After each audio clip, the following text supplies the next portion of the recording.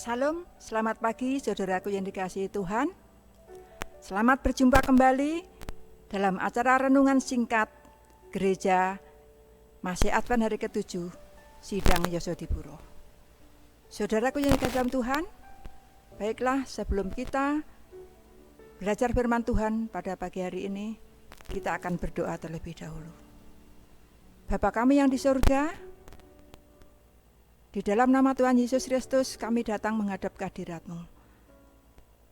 Kami mohon ampun Bapa atas dosa salah kami yang banyak, agar tidak menghalangi doa yang kami layangkan. Dan tolonglah kami yang akan belajar firman-Mu, agar firman-Mu dapat tertanam dalam hati kami, menguatkan iman percaya kami, dan membawa kami semakin hari semakin dekat dengan Tuhan. Terima kasih Tuhan, ampuni dosa salah kami, di dalam nama Tuhan Yesus Kristus kami berdoa dan mengucap syukur.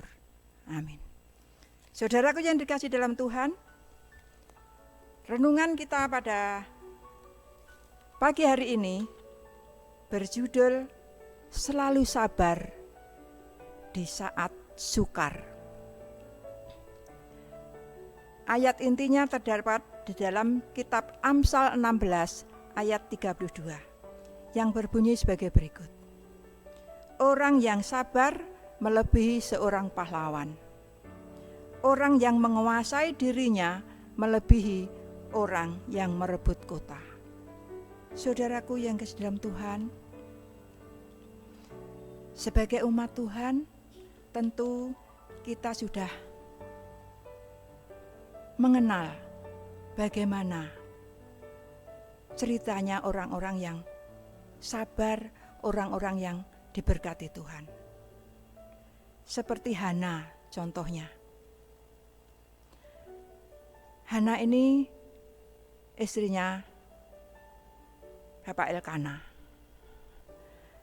Dia selalu dihina, diejek oleh madunya karena pada saat itu Hana dinyatakan mandul, tidak punya anak. Tetapi saudaraku yang dikasihi dalam Tuhan, Hana seorang ibu yang sangat sabar, seorang ibu yang rendah hati. Walaupun dia dihina, diejek, dia tidak membawa masalahnya ini kepada siapa-siapa selain kepada Tuhan. Dia datang kepada Tuhan, dia menangis di hadapan Tuhan. Sehingga Tuhan mendengarkan ceritanya. Di dalam 1 Samuel 1 ayat 10, di sana dikatakan, dan dengan hati yang pedih, ia berdoa kepada Tuhan sambil menangis terseduh-seduh. Saudaraku, Hana yang saat itu sangat sedih, tapi dia tidak marah. Dia hanya membawa masalahnya kepada Tuhan. Dengan menangis, bersimpuh, berdoa di hadapan Tuhan. Akhirnya Hana yang saat itu dikatakan mandul,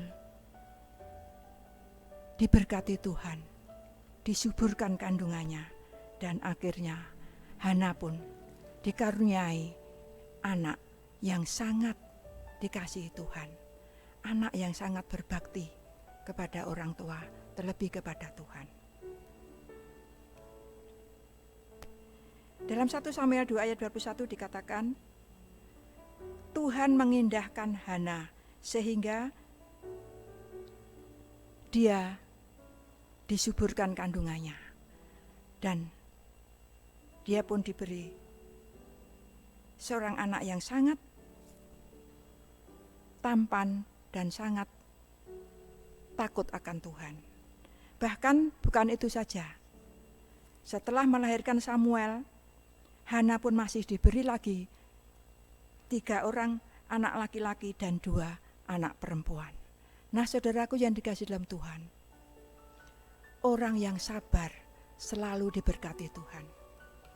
Bahkan di dalam Mazmur 112 ayat 1 dan 2. Di sana dikatakan, Haleluya, berbahagialah orang yang takut akan Tuhan, yang sangat suka kepada segala perintahnya. Anak cucunya akan perkasa di bumi, angkatan orang benar akan diberkati. Saudaraku, kalau kita bisa berbuat sabar dan takut akan Tuhan, bukan kita saja yang diberkati, tetapi anak cucu kita, keturunan kita, semuanya akan diberkati. Sekarang bagaimana supaya kita bisa menjadi sabar? Bagaimana supaya kita bisa menjadi rendah hati? Saudaraku, ujian selalu datang. Tetapi dengan bergantung berserah sepenuhnya kepada Tuhan, maka ujian-ujian itu akan bisa kita lewati. Bagaimana supaya kita bisa menjadi lebih sabar dan rendah hati? Dalam Filipi 4 ayat 8 dikatakan, jadi akhirnya saudara-saudara, semua yang benar, semua yang mulia, semua yang adil, semua yang suci, semua yang manis, semua yang sedap didengar, semua yang disebut kebajikan dan patut dipuji, pikirkanlah semuanya itu. Saudaraku, kalau kita ingin diberkati Tuhan, kalau kita ingin menjadi lebih sabar lagi, biarlah kita selalu memikirkan hal-hal yang baik, hal-hal yang positif. Jangan berangan-angan yang tidak baik.